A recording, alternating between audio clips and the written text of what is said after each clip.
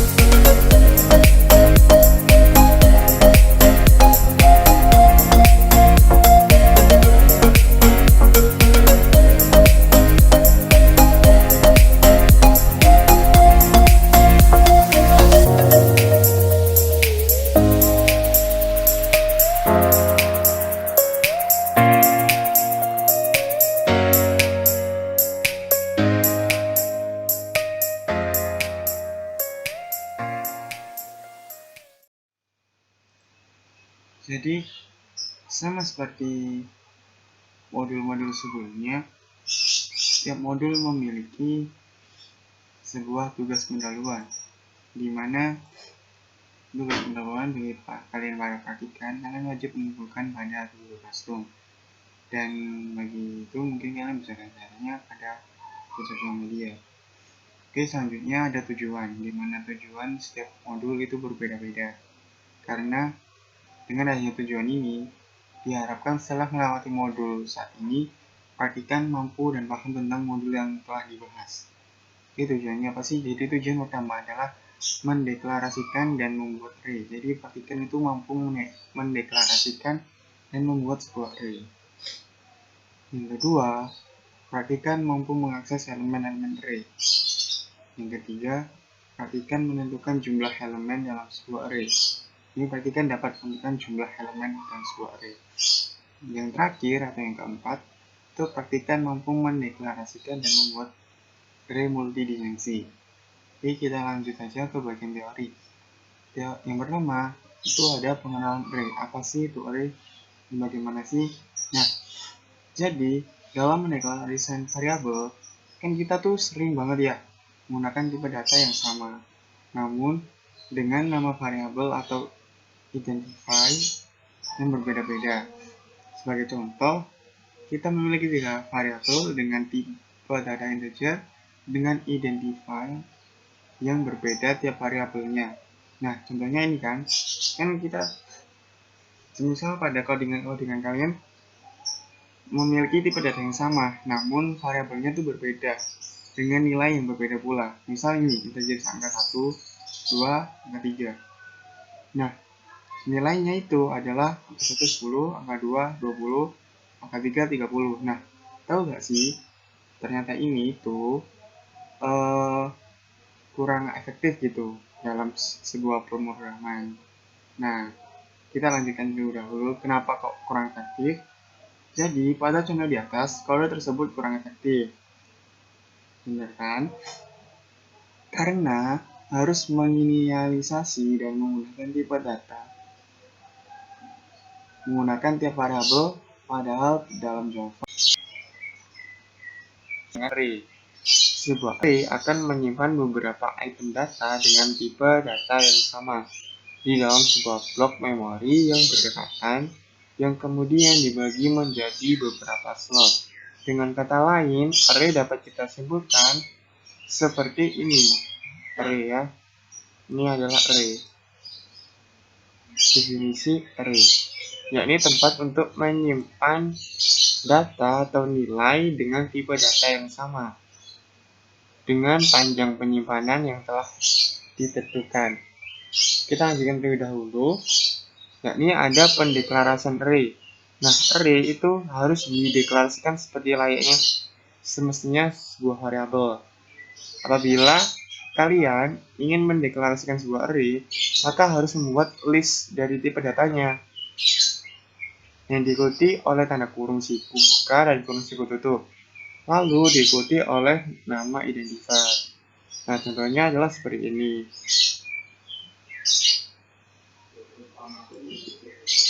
Jadi tipe data kurung siku nama array, tipe datanya integer kurung siku nilai. Kalau string maka di sini juga string, kalau boolean di sini boolean. Atau boleh seperti ini, tipe data nama ini deh. Nih. Nah, seperti ini contohnya. Pendeklarasian array ada dua, yakni yang pertama tipe data kurung sikunya di tengah baru nama array titik koma, atau kalian boleh pakai yang kedua, tipe data nama array-nya baru kurung sikunya di akhir titik koma. Seperti itu. Kita lanjut ya. Setelah pendeklarasian, kita harus membuat array yang menentukan beberapa panjangnya. Berapa sih panjangnya dengan sebuah konstruktor. Proses di dalam Java ini disebut dengan instansiasi atau kata dalam Java yang berarti membuat. Untuk menginstansiasi sebuah objek, kita membutuhkan sebuah konstruktor, di mana ini nanti kita bahas pada pelajaran selanjutnya. Contohnya adalah seperti ini. Jadi deklarasi objek, forward penulisan array di sini, ini. Lalu instansi objek lagi, variable array, nama new, tipe, jumlah elemen. Jadi di sini kita menentukan jumlah elemen pada array. Panjangnya array berapa sih? Itu pada di sini. Jadi pendeklarasian itu seperti ini. Jika kita ingin membuat pendeklarasian dengan jumlah elemennya sekaligus. Jadi ini adalah contohnya. Nilai sama dengan new integer 100. Di sini adalah pendeklarasian array. Di sini pendeklarasian jumlah elemennya, di mana jumlah elemennya adalah 100. Atau bisa juga ditulis dengan ini. Tipe nama array, new tipe jumlah elemen. Seperti ini contohnya. Nah, seperti ini nih. Jadi penulisan array, jumlah elemen pendeklarasian jumlah array itu ada dua. Yang pertama menggunakan 2 baris. Yang kedua 1 baris. Ya, nih. Yang pertama itu seperti ini. Tipe nama array, kurung siku, lalu baris kedua variable array, new tipe data, jumlah elemennya berapa. Yang kedua cuma 1 baris, cuman tipe cara penulisannya tipe data nama array, kurung siku, new tipe data, jumlah elemen. Contohnya adalah seperti ini contoh. Oke, ini contoh yang pertama dan ini contoh kedua. Ya, jadi pertama menggunakan 2 baris, ini 1 baris. Nah, ini penggunaannya tergantung kalian gimana nya, gitu. Tergantung kalian sendiri, gitu sih. Nih, ini kan.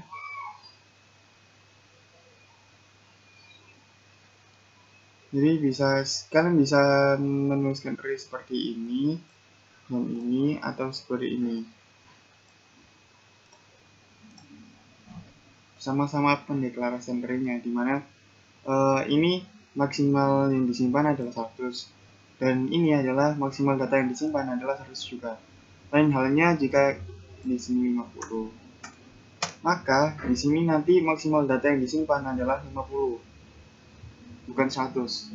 Nah, jika menggunakan kalau ini yang disimpan adalah 100. Sama definisinya seperti itu. Integer nilai, jadi nilai disimpan pada sebuah variabel dengan bertipe negatif. Maksud saya, variabel nilai, jadi pendeklarasian dari itu dapat kita katakan seperti layaknya bahasa biasa itu seperti ini. Jadi sebuah variabel nilai, jadi ada banyak variabel nilai dengan nilai yang berbeda-beda tiap nilainya. Misal nilai pertama itu misal gini ya, nilai 1 katakanlah 75, nilai 2 80, terusnya oke. Nah, dan seterusnya sampai tidak diketahui. Nah, namun dari banyaknya variabel nilai yang berbeda dari tiap variabelnya itu dapat disimpan pada sebuah array di sini. Jadi tipe datanya integer dengan variabelnya adalah nilai yang disimpan pada sebuah array penyimpanan di mana maksimal yang disimpan adalah 50. Misal, jadi ini nanti sampai dan seterusnya tapi 50 data.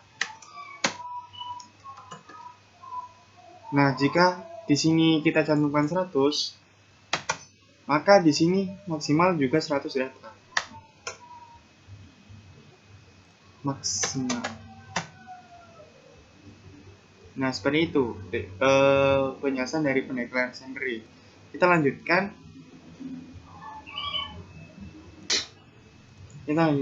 Pada contoh di atas, deklarasi akan memberitahukan kepada compiler Java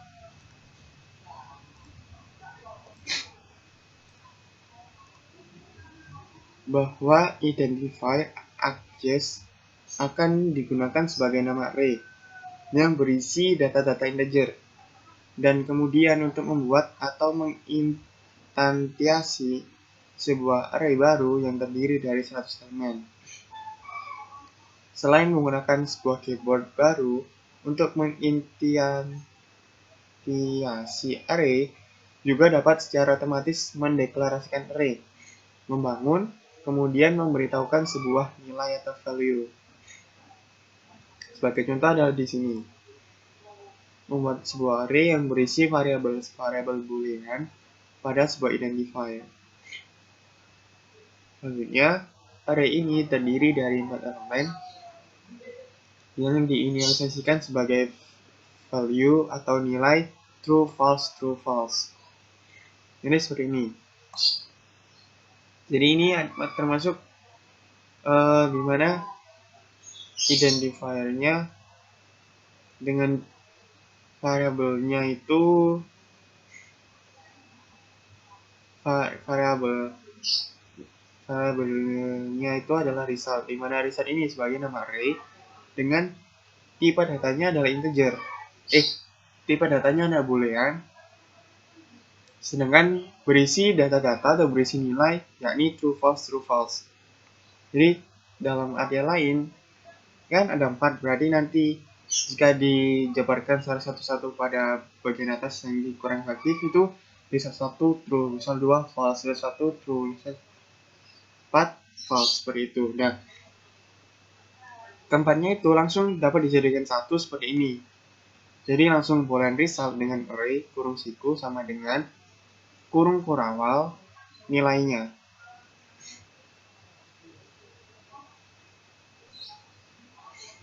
Jadi seperti itu. Nah, kita lanjut membuat sebuah array yang terdiri dari penginisialisasian 4 variabel double bagi value 100, 90, 80, 75. Jadi ini adalah penginisialisasian 4 variabel. Jadi ada 4 variabel, nilainya adalah ini.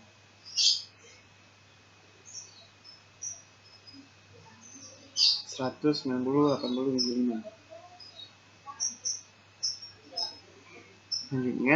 membuat sebuah array string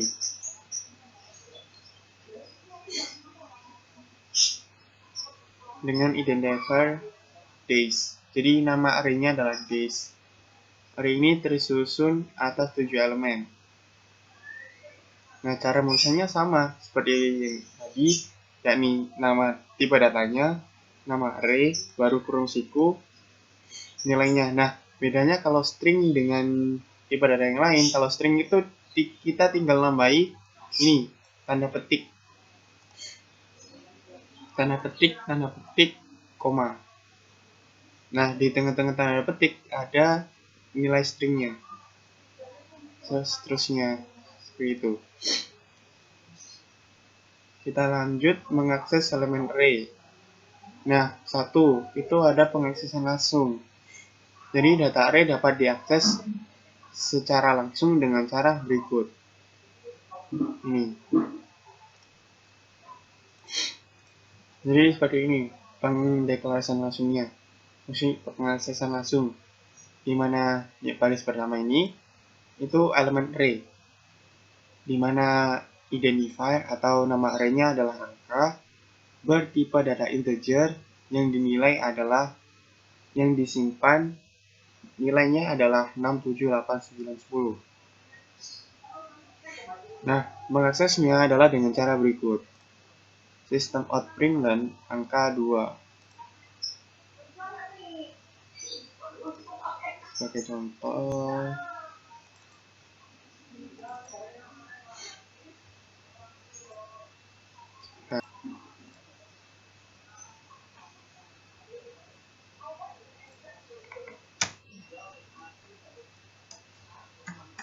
kelas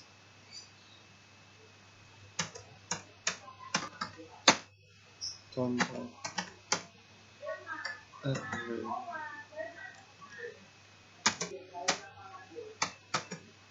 integer angka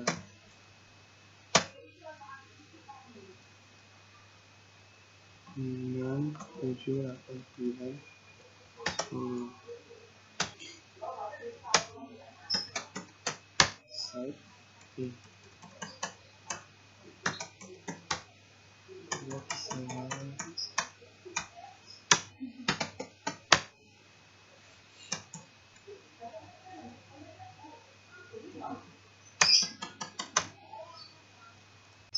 Nah, jadi seperti ini.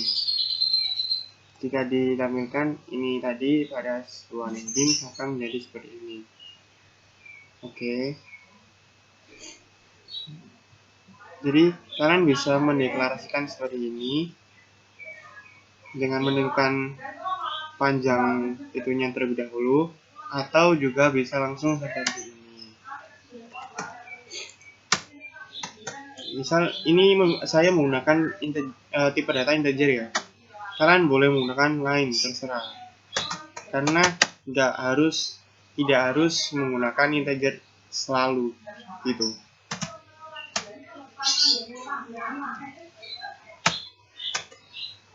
Enam, 7, 8, 9, 10. Nah, jadi kalian bisa langsung menggunakan ini. Nah, jadi kalian tanpa menentukan panjang maksimumnya, dan kalian langsung menyantumkan nilainya pun juga bisa. Namun diganti dengan kurung berawal. Nah, ini langsung bisa mendeklarasikan nilainya seperti ini langsung, atau juga bisa seperti ini langsung. Ini seperti itu. Oke, kita lanjutkan. Nah, gitaran ya, yang ini ya. Kita belum gitaran tadi. Untuk array.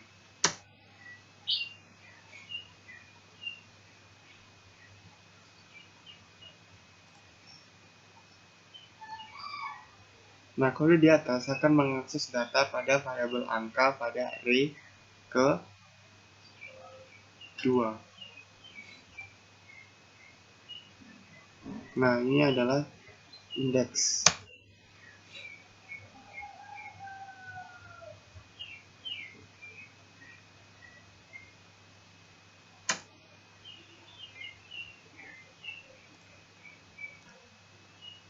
Nah, munculnya seperti ini. Kenapa kok 8? Nah, saya jelasin. Jadi ini kan tipe datanya integer, identifier atau nama array-nya adalah angka lalu kurung siku. Nah, nilai dari array angka adalah 6, 7, 8, 9, 10, di mana data yang disimpan adalah 5. Jadi, kelima ini nanti tersimpan pada sebuah identifier bernama angka. Nah, lalu untuk memunculkannya kita tinggal system out println dengan angka identifiernya, lalu kurung siku, lalu indeksnya. Jadi dalam kurung siku ini adalah sebuah indeks.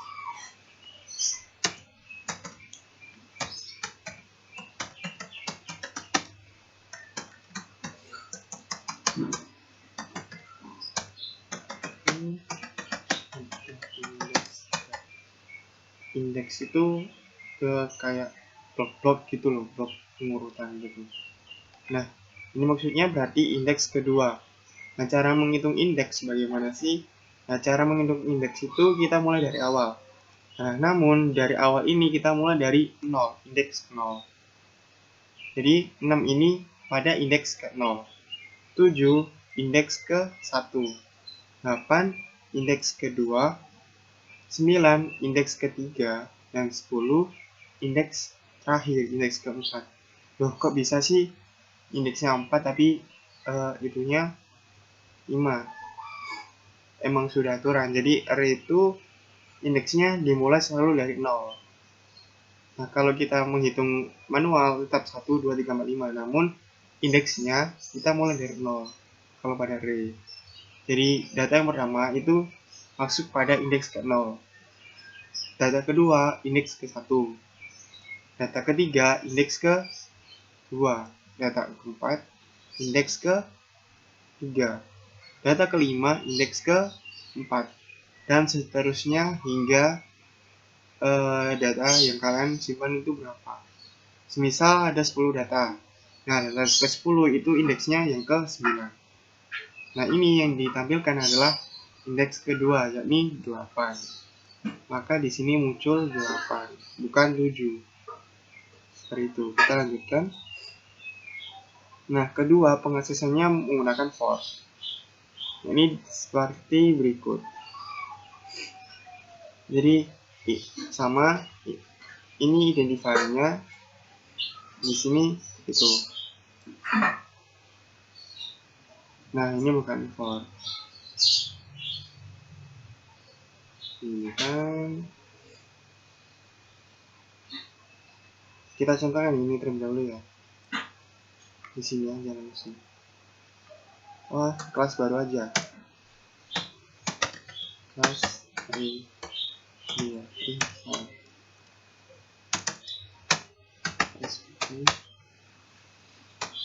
integer array is integer. Data yang disimpan 100.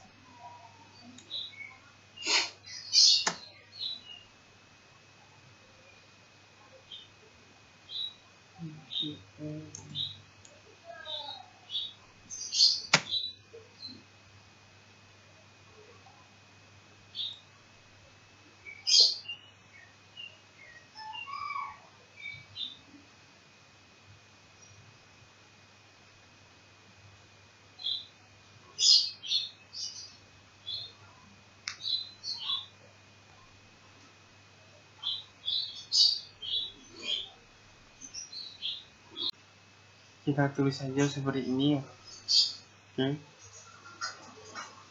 Sebentar, ada error nih. Nah, bisa kalian tulis seperti ini ya.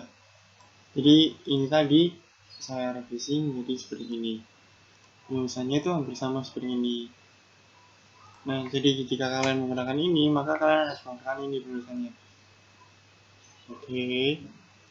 Atau juga kalian bisa langsung integer array sama dengan langsung nilainya seperti tadi, langsung kurung berawal seperti ini.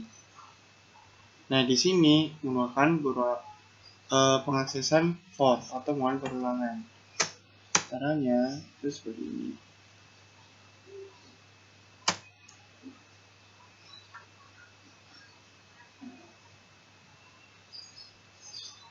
Nih, seperti ini. Saya tambah kita biar ada spasi.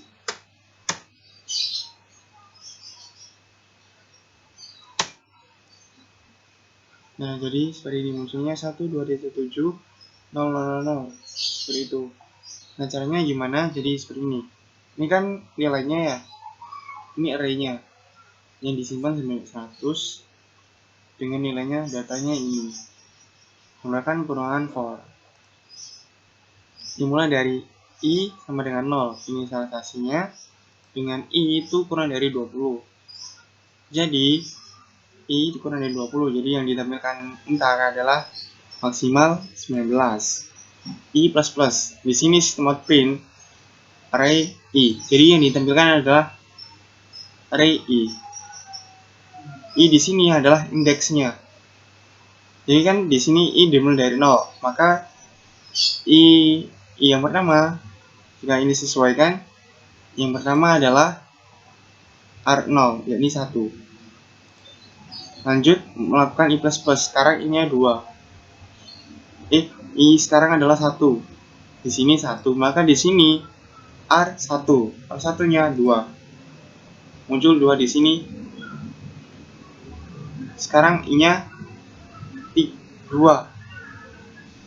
2 di sini muncul di sini. Jadi R2. R2 adalah 3. Sekarang i-nya adalah 3. Maka di sini muncul R3. R indeks ketiga. Indeks ketiga adalah 4. Maka muncul 4 di sini. Dan seterusnya I6 sekarang. R6. Maka yang dicetak adalah nilai dari array indeks ke 6, yakni 7. Nah, ini kenapa kok 000? Jadi karena perulangannya belum terpenuhi, maka dia akan melakukan looping terus. Looping dan looping hingga perulangan terpenuhi. Seperti itu. Jadi ini adalah indeks ke-8.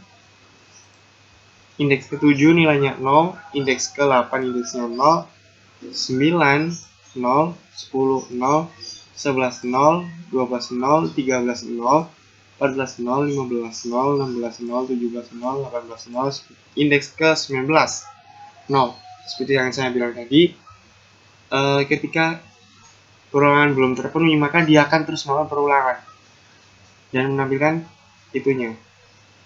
Seperti itu. Jadi begitulah cara pengaksesan pada array. Ada 2, yakni menggunakan perulangan for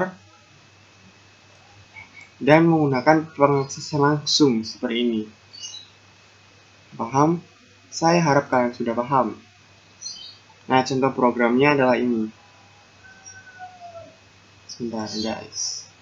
Nah, contohnya adalah ini yang sudah saya copy paste pada ini. Headbeans. Samakan di sini. Kita akan terlebih dahulu.